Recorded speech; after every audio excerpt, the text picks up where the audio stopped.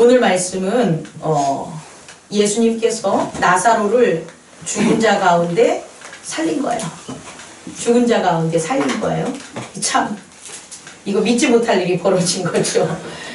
오늘은요 가장 중요한 예수님의 표적이라고 말해도 과언이 아니에요.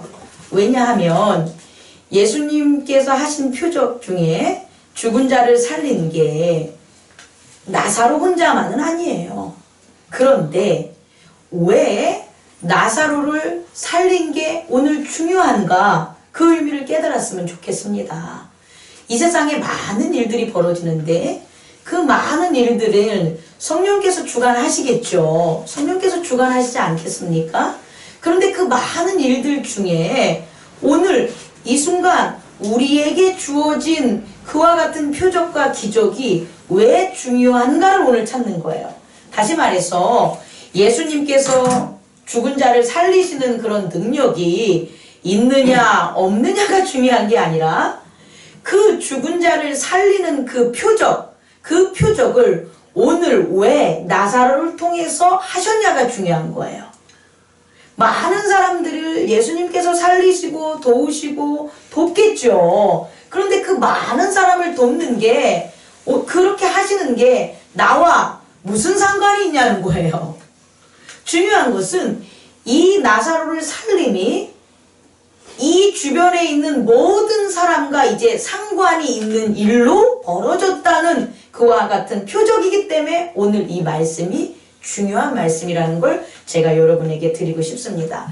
그래서 그 말씀으로 들어가기 전에 먼저 우리가 알아둬야 될 진리가 있는데, 그 진리는 뭐냐면요, 우리는요 감각으로 세상을 봐요. 감각으로, 눈으로 보고 귀로 듣고 코로 냄새 맡고 입으로 하고요. 이런 감각을 두 가지 이상 사용하는 것을 공감각적이라고 해요. 공감각. 근데 이 공감각은 아무에게나 있는 게 아니에요. 공감각. 왜 발음이 잘 안 돼. 이 공감각이라는 것은 그냥 나타나지 않아요. 공감각은 알매 지식이 있는 사람에게 나타나는 게 공감각이에요. 다시 말해서 공감각은 그냥 보고 듣고 말하는 걸로 생기는 게 아니라 그 본 것이 어디로 가야 되냐면 뇌에 기억이라는 그런 어떤 지식의 창고로 들어가야 돼요. 뇌의 기억이라는 지식의 창고로 들어가면 그 창고에 단순히 기억하는 과정이 있고, 그 기억하는 것을 에고가 뭐하냐? 꺼내 쓰는 경우가 있어요. 다시 설명해 줄게요. 눈으로 이렇게 보는 거나 귀로 듣는 것들이 이렇게 뇌 속에 들어가서 기억이라는 곳에 저장되어지는 게 다 저장되지 않아요. 내가 감각적으로 눈으로 봐서 내용이 뇌에 기억을 하게끔 뭐 해야 되는 거예요? 어떤 충격적인 거나 혹은 집중적인 거나 그러한 영향이 있었을 때, 다시 말해서 그냥 보여지고 들려지는 게 아니라 에고의 필요에 따라서 보여지게 되고 듣게 됐을 때 기억이 된다는 거예요. 근데 이 기억이 되는 것은 이런 지적인 기능에 저하가 없는 사람들이라면 성장함에 따라서 누구나가 할 수가 있다는 거예요. 근데 그 할 수 있는 기능 거기서 멈추는 게 아니라 그것을 사용하는 우리 마음의 집을 진 에고가 있는데, 그 에고가 마음의 집을 이렇게 지어야 돼요. 이렇게 마음의 집을 지어야 되는데, 그 지을 때 무엇을 재료로 바탕으로 짓냐 그러면 이 속에 기억된, 뇌에 의해 기억되어 있는 기억의 장치들의 것을 뭐 하는 거예요? 꺼내 가지고 뭐 하는 거예요? 마음의 집을 짓게 되는 거예요. 다시 말해 에고가 마음의 집을 짓는 것은 보고 듣고 말하는 걸로 짓는 게 아니라 이미 보고 듣고 말했던 재료 중에 중요하다고 판단되는 그런 것들을 끄집어내서 마음에 짓는 거예요. 그럼 그 마음에 짓게 됐을 때 어떤 일이 벌어지냐면, 마음의 에고가 잘 지면 그 마음에 지었던 것이 이제 현실로 나타내서 다시 봤을 때 어떻게 되냐? 공감각적인 기능들이 살아난다는 거예요. 그거에 대한 예를 들게요. 음식을 먹을 때 맛있어 라고 해서 미각으로만 먹는 사람이 있어요. 이 미각으로만 먹는 사람은 그 에고가 마음에 그 미각을 활용하여 집을 진 건 아니에요. 그런데 에고가 그 미각을 활용해서 마음에 집을 줘서 그 똑같은 맛인데 그 맛에 대한 의미를 막 부여를 해. 그러면 어떻게 되냐면 에고가 지어놓은 마음의 집에 있는 그 맛이 다시 느끼게 됐을 때는 어떻게 되냐면 단순히 입으로만 느끼는 게 아니라 그거에 대한 향기, 그 고기를 먹었을 때에 대한 기억, 그 고기를 먹었을 때에 대한 기쁨, 그 고기를 먹으면서 느꼈던 그 모든 것들이 어떻게 되냐? 공감각으로 일어난다는 거예요. 이해할 수 있겠습니까? 그래서 그냥 동일한 고기인데 단순히 맛으로 먹는 게 아니라 그 맛으로 지어진 마음에 있는 에고가 지어놓은 그 맛의 세계, 그 맛의 세계로 그 고기를 먹게 되는 거예요. 이렇게 먹는 사람들은 삶이 틀려져요. 왜냐하면 그냥 단순히 배고파, 고기 먹어, 끝! 이게 아니라는 거예요. 그 고기를 먹기 위해서 혹은 먹으면서 나눈 사람, 그 고기를 먹으면서 느꼈던 어떤 즐거움, 이 모든 것들이 삶에 있어서 무엇이 되냐? 에너지가 된다는 거예요. 그래서 단순히 감각적인 것만 활용하는 게 아니라 이 감각이 에고가 들어간 마음의 집으로 활용이 되면 그 사람은 먹는 것 하나에도 힘을 얻을 수 있고 먹는 것 하나에도 즐거움을 얻을 수가 있고 먹는 것 하나로도 힘이 될 수가 있고 먹는 것 하나로도 돈을 벌 수 있다는 거예요.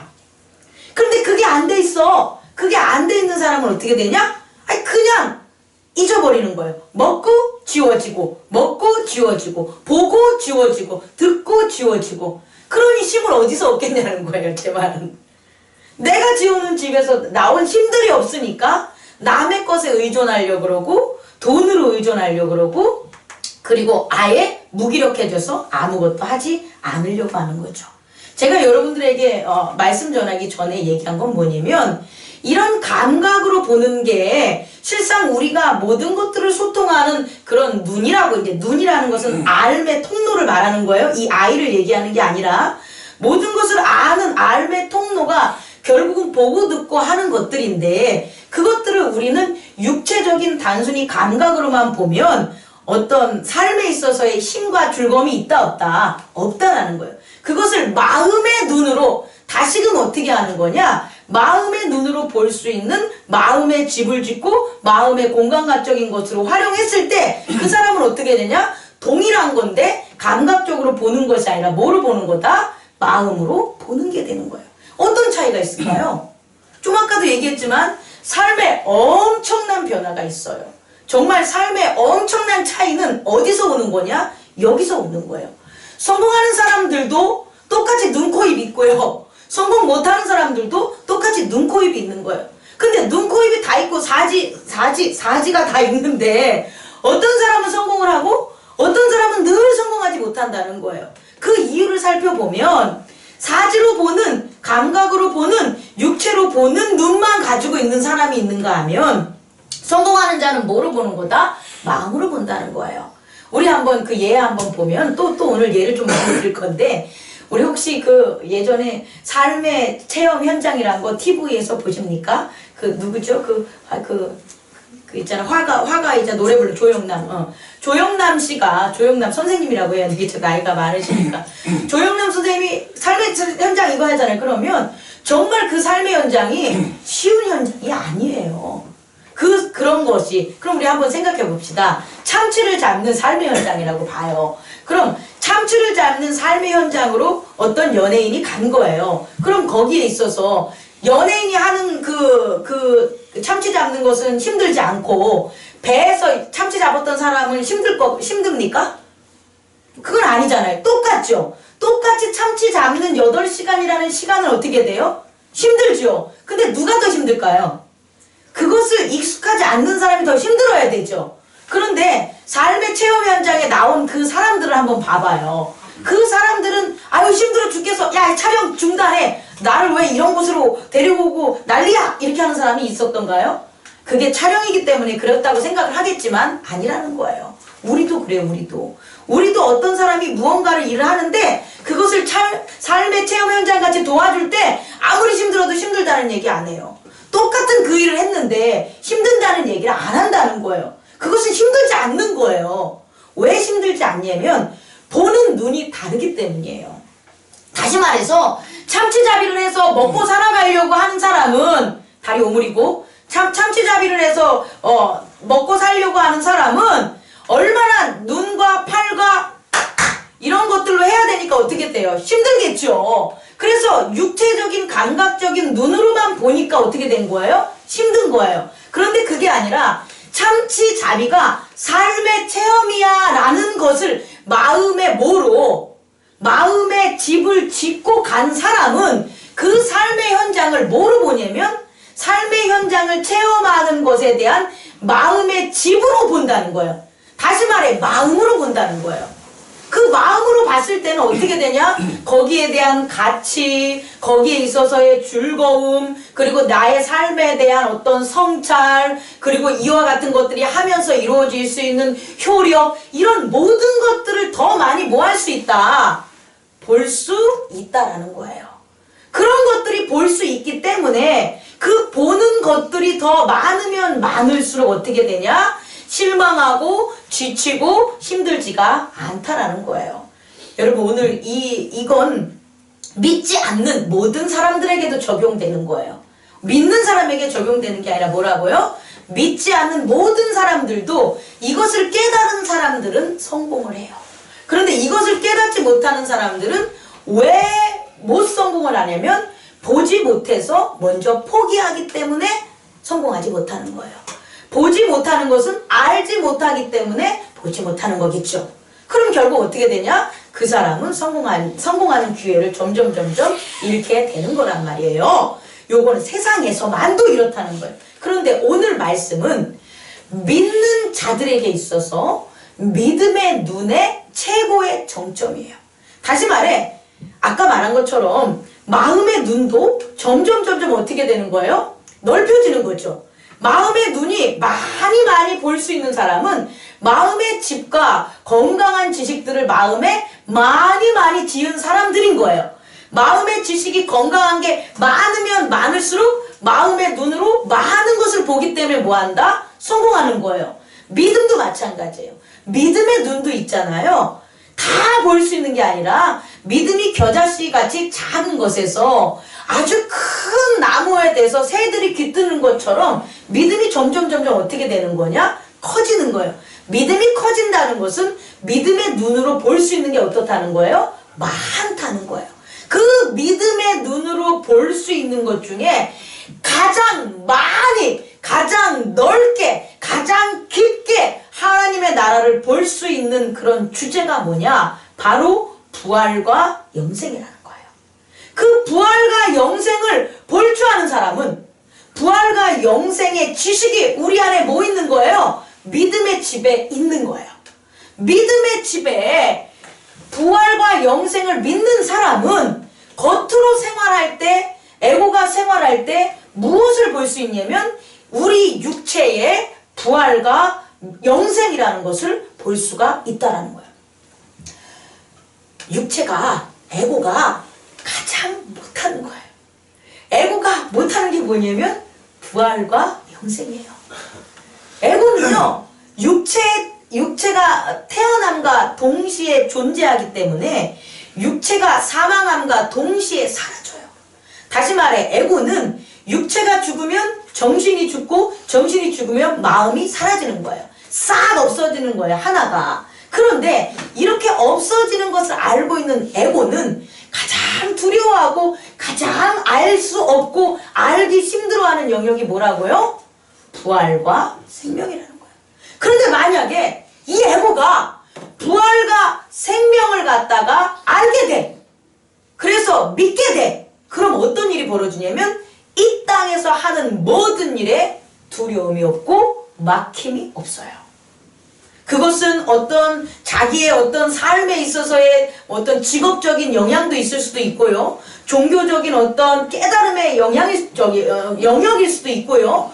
어떤 뭐 탐험이라든지 기타 등등에 있어서도 그래고요. 그러니까 이 영역은 뭐냐면 모두에 있어서 부활과 영생이라는 것을 에고가 뭐하면 이 믿음의 집에 지을 수만 있으면 어떻게 된다?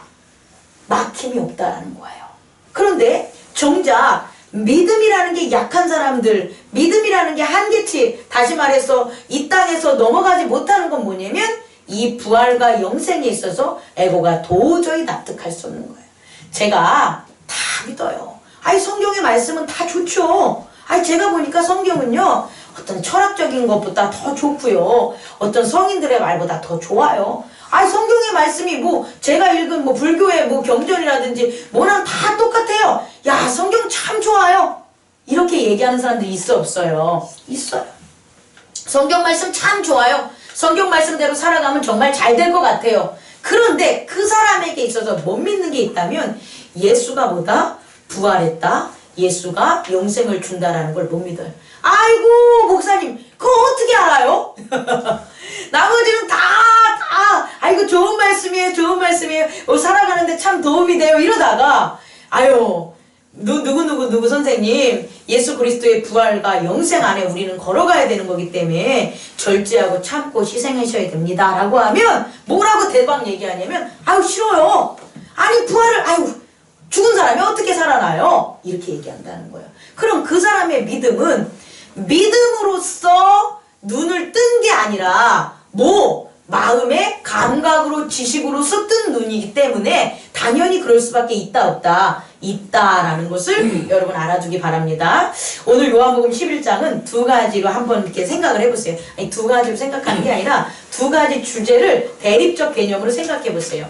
자, 오늘 요한복음 11장에 마르다, 마리아, 무리들 이 세 부류가 공통적으로 한 말이 있어요. 그게 뭘까요?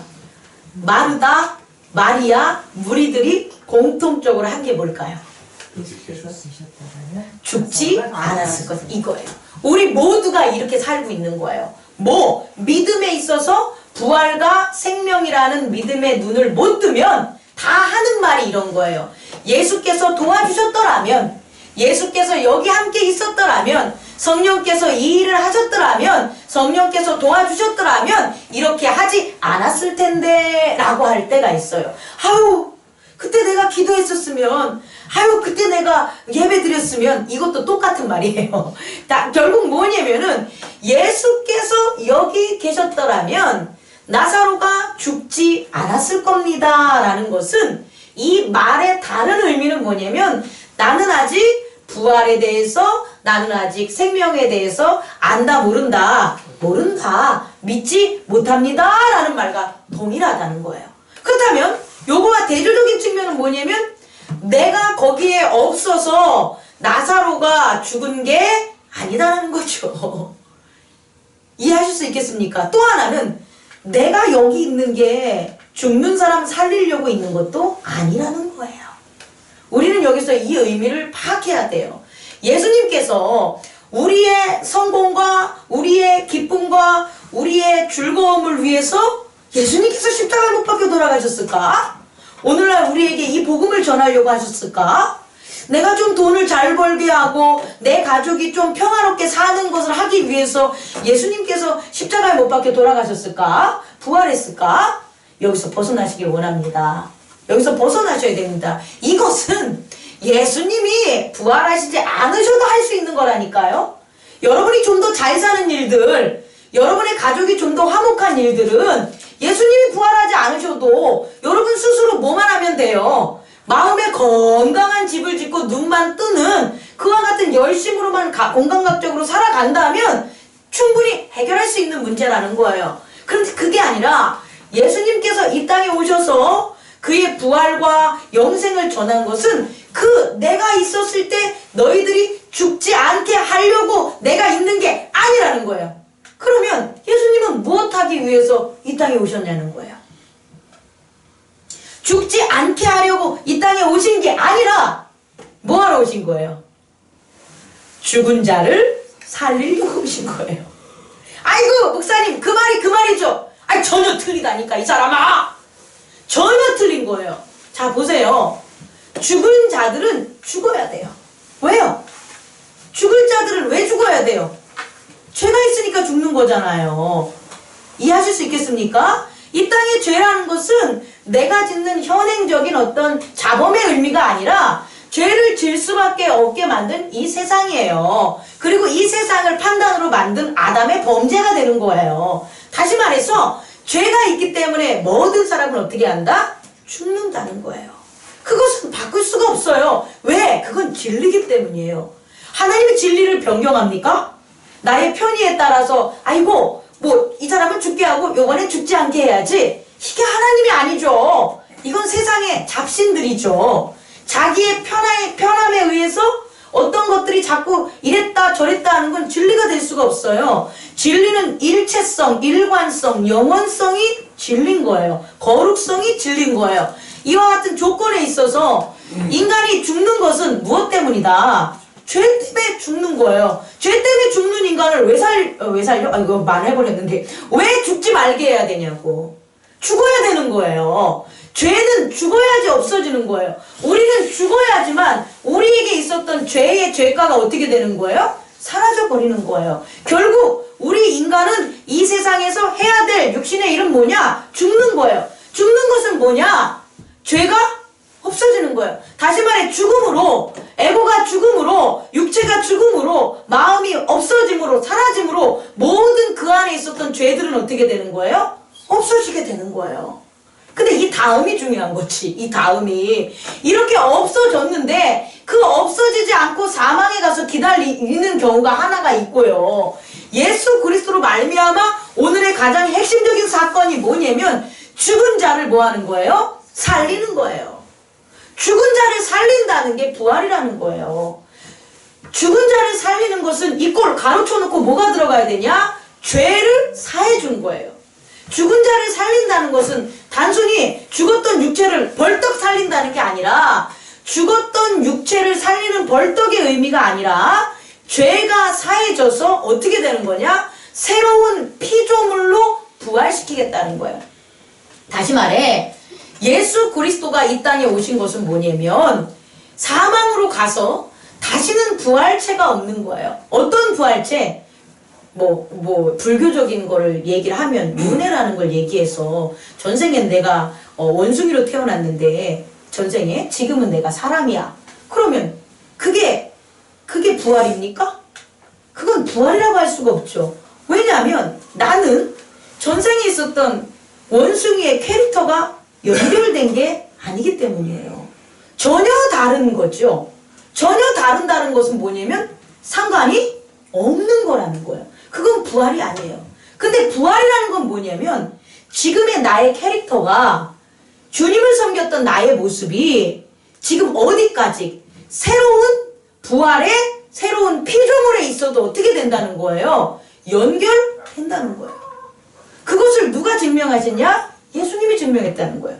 예수님은 죽기 전에 있었던 예수님과 죽은 후에 부활하신 예수님의 모습이 이 페이스는 틀려도 나타나는 모습의 형태는 틀려도 어떻게 된다는 거예요? 같다라는 거예요. 왜 같냐? 죽기 전에 있었던 제자한테 보였던 예수님의 사랑이 부활하시고 나서 또 제자한테 보인 사랑과 그들과의 관계와 뭐하기 때문에 연속적으로 연결되기 때문에 예수 그리스도를 부활했다고 하는 거예요.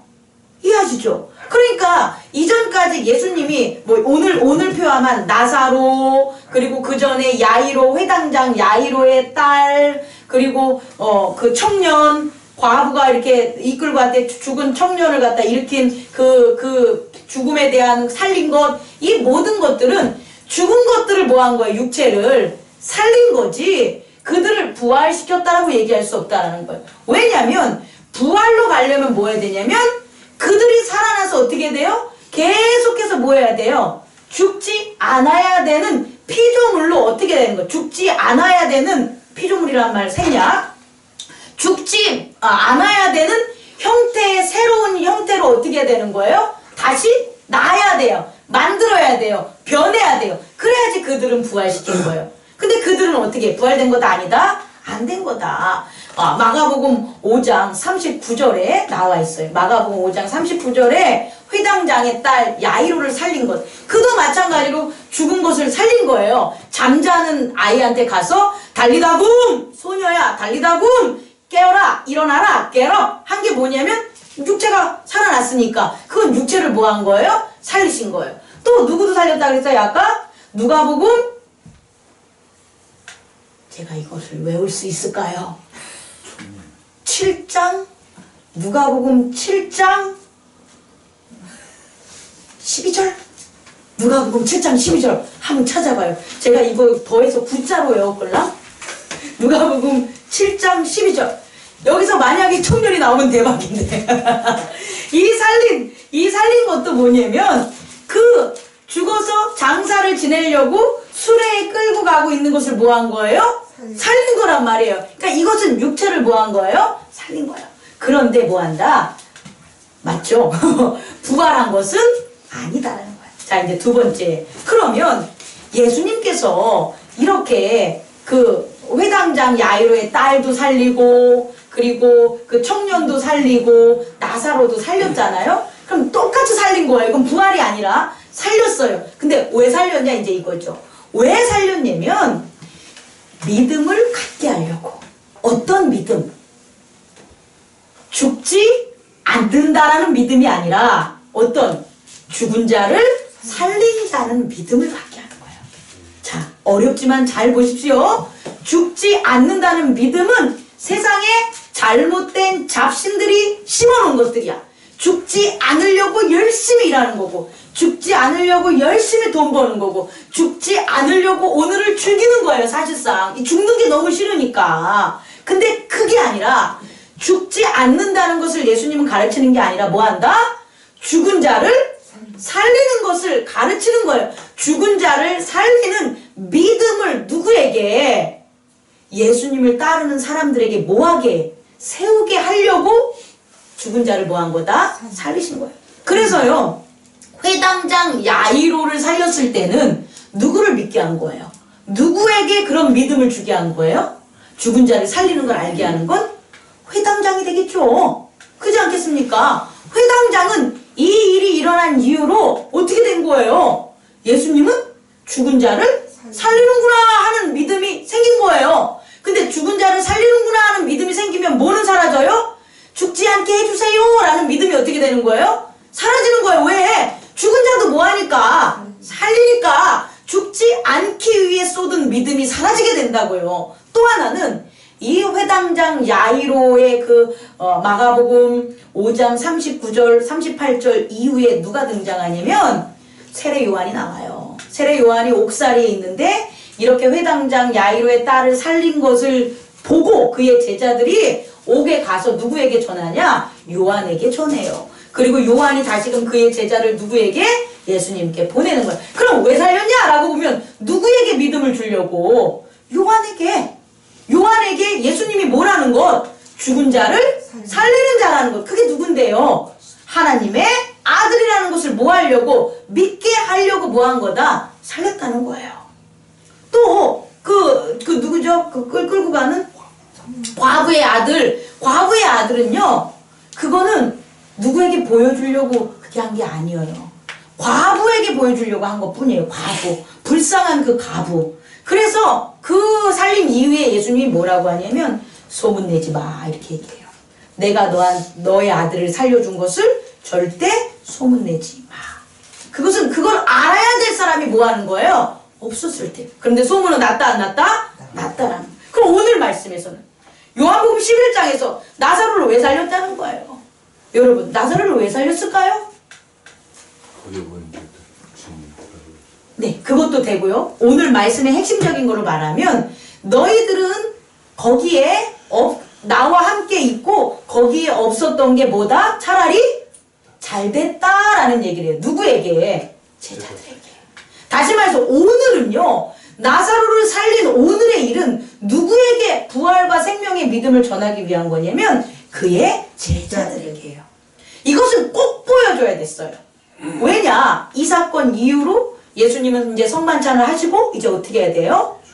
죽으시러 가는 그 길밖에 안 남으셨어요. 그러니까 오늘 이 사건, 다시 말해 나사로를 살리는 것은 반드시 살려야 될 하나님의 계획이었다는 거예요. 그리고 하나님이 이렇게 나사로를 살릴 계획을 한 이유는 뭐냐면 예수님을 여태껏 따랐던 모든 제자들이 뭐 해야 되는 거예요? 봐야 되는 거예요. 그렇게 봐야 되는, 그리고 그들이 봐서 그들의 믿음에 뭐를 줘야 되냐? 예수 그리스도는 죽은 자를 살리신 것을 눈으로 목격하게 만들어서 그들의 내면에 뭘 믿음의 집을 짓게 하기 위해서 예수님은 이 사건을 하셨다는 거예요. 죽은 자를 살렸다는 거예요. 그래서 요한복음 이제 1절에서 11장 1절에서 쭉 가다 보면 어떻게 되냐면 이런 일들이 벌어지잖아요. 이제 베다니에서 이런 일들이 벌어지는데 예수님이 어디에 있는지는 지금 몰라요. 하지만 베단이라는 곳은 예루살렘과 5리 정도 떨어져 있는 거리예요. 그리고 예수님은 어딘지 몰라도 마리아가 마르다가 사람을 보내가지고 예수님한테 뭐라고 해요? 와주십시오라고 이렇게 전할 수 있는 거리에 있다라는 거예요. 그렇게 소식을 왕래할 수 있는 사람들이 왔다 갔다 할 수 있는 자리에 있어요. 그런데 예수님이 이 나사로가 뭐하다, 아프다라는 지금 죽을 병이 걸렸습니다라는 걸 듣고도 뭐 한다는 거예요? 우선 안 온다는 거예요. 또 여기 이전에 또 우리가 알아둬야 될 건 뭐냐면 나사로와 예수님은 이미 뭐 하고 있었다? 알고 있었던 관계라는 거예요. 그리고 단지 아는 관계만이 아니라 뭐다? 사랑했다라는 관계예요. 그럼 예수님을 알고 사랑했던 관계지만 나사로가 뭐가 걸렸다는 거예요? 병이 걸렸다는 거예요. 여러분 이거에 대해서 제가 여러분에게 얘기하고 싶은 건 우리가 이런 것을 이미 알아야 된다는 거예요. 우리는 예수님을 알고 사랑을 하지만 병이 걸릴 수 있다 없다? 있다라는 거예요. 이해하실 수 있겠죠? 근데 그걸 없다, 왜 당신은 교회 다니는데 아파? 이런 얘기를 하는 건 성경에 대한 이해가 너무 없는 사람들이 하는 얘기들이라는 거예요. 예수님과 나사로는 사랑을 하고 서로 잘 알고 있지만 나사로는 뭐하다? 병이 걸렸다는 거예요. 그래서 보냈더니 뭐라고 얘기하냐면 이 병은 죽을 병이 아니라는 것을 더 확실하게 성경에서 원어로 하면 죽음을 향한 병이 아니다라 그래요. 죽음을 향한 병. 사건도 죽음을 향한 사건. 아픈 것도 죽음을 향한 아픔. 이런 것들. 그러니까 다시 말해보냐면 이전까지는 아파! 망해! 그럼 다 어디를 향해야 돼요? 죽음을 향해 가는 거잖아요. 그런데 예수님은 뭐라고 하냐면 이 병은 죽을 병이 죽음으로 향하는 게 아니라고 하는 거예요. 왜냐라는 거예요. 왜냐? 우리는 그 실마리를 찾을 수 있어요. 오늘의 말씀에서. 뭐라고 하냐면 예수님께서 하나님께 기도할 때인데 보세요. 예수께서 눈을 들어 우러러 보시고 이르시되 아버지여 내 말을 들으신 것을 감사하나이다. 내 말을 들으신 것을 감사한다는 것은 이미 하나님이 시점적으로 뭐 한 거예요? 말을 들으셨다는 거예요. 하나님은 말을 들었다는 거. 그럼 예수님은 하나님께 뭐 했다는 거예요? 이러한 말을 먼저 기도했다는 거예요. 뭐 하기 전에? 나사로를 살리기 전에. 이게 되게 중요한 거예요. 다시 말해서 오늘 우리 말씀을 보면 오늘의 이 나사로를 살린 것은 이미 예수님께서 뭐 하시는 거예요? 이미 나사로가 병들는 것에 대해서 죽음으로 향한 그 병, 예수님 때문에 나사로가 죽을 병 들렸다는 건 아니에요. 나사로는 죽음으로 향하는 병이 들렸지만 예수님은 하나님께 뭘 했다는 거예요? 기도를 했다는 거예요. 그럼 기도를 해서 하나님이 예수님의 말을 들으시면 나사로의 병이 얘라고 생각을 합시다. 나사로의 병, 이거 우리가 한 이미지적으로 나사로의 병이 얘인데 어디를 향해서? 죽음으로 이렇게 가고 있는 거예요. 이렇게 계속 가는 거예요. 뭐만 없었다면, 예수님의 기도가 없었다면 이렇게 가고 있는 거예요. 근데 이렇게 가는데 예수님이 뭘 했다는 거예요? 기도를 했다라는 거예요. 뭘 하기 위해서? 제자들에게 부활과 생명이라는 믿음을 갖게 하기 위해서 뭘 했다는 거예요? 기도를 했더니 이 기도를 누가 들으신 거예요? 하나님이 들으시면 하나님이 어디에 계시겠다는 거예요, 이제? 나사로가 죽음을 향하러 가는 거기에 하나님이 뭐 한 거예요? 나셨다는 거예요. 이해 가십니까? 이게 진리라고요. 우리가 어떤 것들이 이 땅에서는 생로병사 원인과 결과, 인과, 응, 보에 의해서 이렇게 간다고요. 모든 것들이. 근데 이렇게 가는데 누구의 기도? 예수 그리스도의 기도가 하나님이 들으시면, 아이고 예수 그리스도의 기도는 당연히 하나님이 들으시겠죠. 하나님이 예수 그리스도 아니시겠습니까? 그러면 그와 같이 가는 과정에 뭐가 나타난다는 거예요? 하나님이 나타난다는 거예요. 그러면 이 죽음이 원래대로 내버려두면 뭔데? 죽음으로 가는 병인데 하나님이 나타나니까 하나님이 나타났어. 그럼 뭐가 되는 거예요? 영광. 하나님이 나타났다를 뭐로 한다고요? 영광. 하나님이 나타날 수 있는 죽음이 된 거예요. 다시 말해 죽음의 성격이 어떻게 된 거예요? 바뀐 거예요. 이거라는 거예요, 여러분. 여러분, 우리는 이 땅에서 예수 그리스도로 말미암아 무엇을 할 수 있냐면 하나님을 나타나게 할 수 있다라는 거예요. 하나님을 나타나게 할 수 있는 게 영광된 거라고요. 누구에게? 예수님에게, 하나님에게, 우리에게. 이해할 수 있겠습니까? 하나님을 나타나게 하려고 예수님은 우리에게 있는 거예요. 근데 어디까지에서도 죽음을 향하러 가고 있는 뭐에게 있어서도 병에 있어서도 누굴 나타내는 거다. 하나님을 나타내므로 하나님이 나타나면 병은 없어진다니까요. 하나님이 나타나면 모든 건 다 거룩하게 되는 거예요.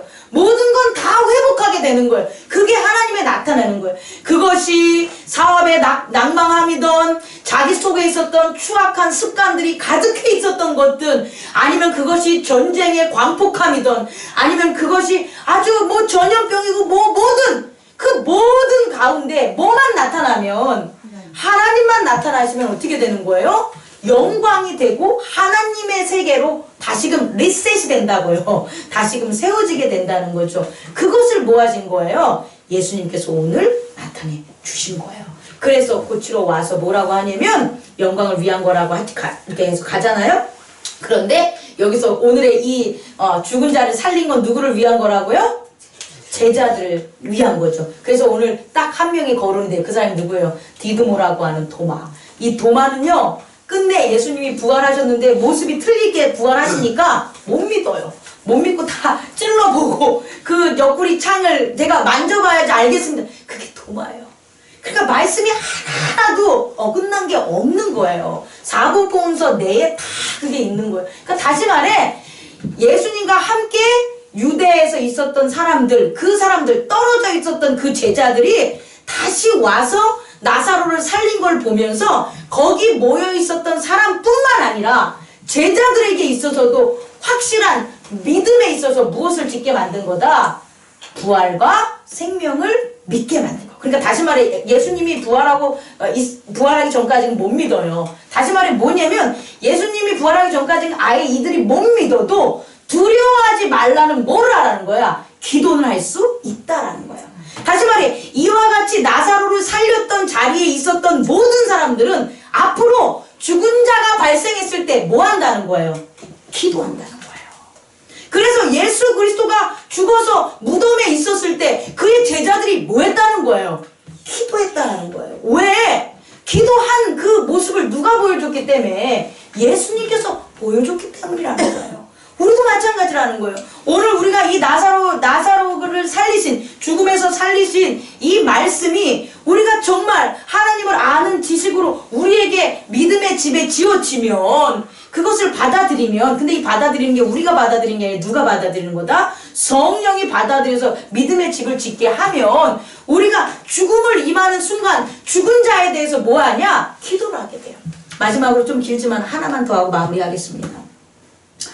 제가요, 지금 11월 15일이니까 한 2달 지났잖아요. 2달? 2달밖에 안 지났나? 12월, 1월. 그죠? 2달 전, 3달 되는구나. 3달 전 이제 우리 장문식 권사님 소천하기 전에 그때 누가복음에 나온 게 이 부활의 부분이에요. 부활의 부분. 죽은 자. 즉, 예수님께서 돌아가시고 부활하신 그 모습을 여러분에게 엄청 뭐 했습니까? 제가 설교를 했었잖아요.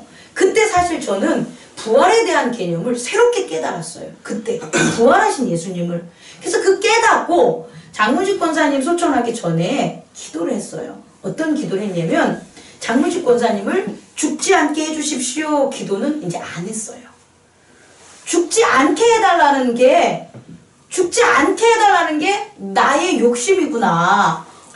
저분은 아픈데 내가 죽지 않게 해달라면 저 아픔이 얼마나 갈까? 여러 가지에 대한 것들, 그때 이제 제가 그래서 저는 그때 뭘 기도했냐면 주님이 장문식 권사님을 살려주실 것을 믿습니다 라는 기도를 했어요.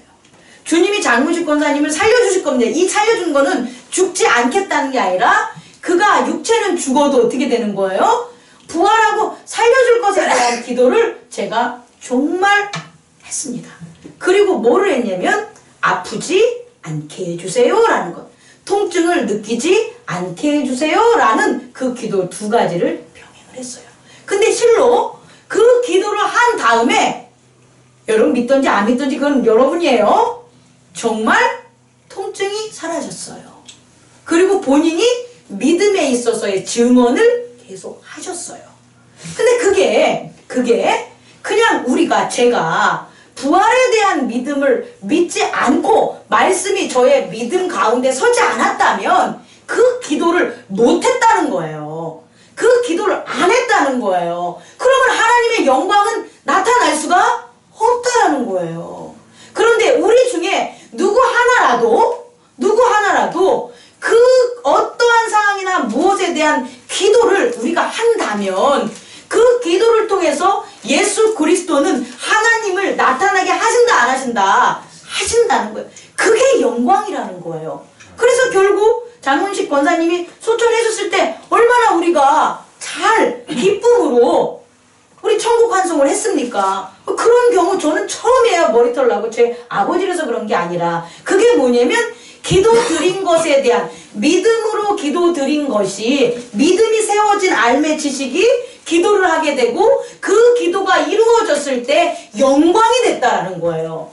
하나님께 영광, 또 기도를 드린 자의 영광, 기도를 드린 것은 예수 그리스도와 함께 했을 때의 영광, 그 영광이 있었을 때 우리는 그걸 뭐라고 하냐? 기적과 표적이라고 해요.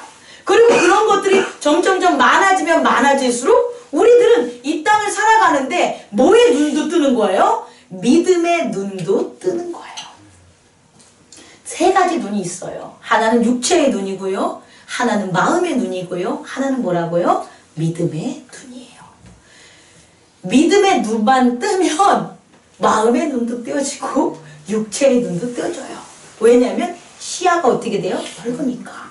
후라시로 비치는 것보다 더 큰 게 서치라이트보다 더 큰 게 뭐가 되는 거예요? 태양이다 이렇게 생각합니다. 다시 말해 태양 같은 믿음의 눈이 띄어지면 만물이 소생하는 게 다 보이는 거예요. 근데 그게 안 보이면 마음의 눈만 뜨면 온실 속에 있는 그런 형광등 그런 밝음의 눈만 보겠죠. 또 그것도 안 쓰여지면 낮과 밤이라는 그런 어둠의 그냥 낮이라는 그런 자연적인 그런 밝음의 눈만 보고 살고 육체적으로 동물적으로 살게 되겠죠. 여러분 오늘 요한복음 11장은 우리에게 나사로의 죽음 그리고 나사로를 죽지 않게 하는 그 눈이 아니라 죽은 자를 살리시는 부활과 영생까지 누구에게 가르쳐 주려고 제자들에게 가르쳐 주고 우리에게 가르쳐 주시는 귀한 말씀임을 잊지 마시기 바랍니다. 기도하겠습니다. 꺼주시기 바랍니다.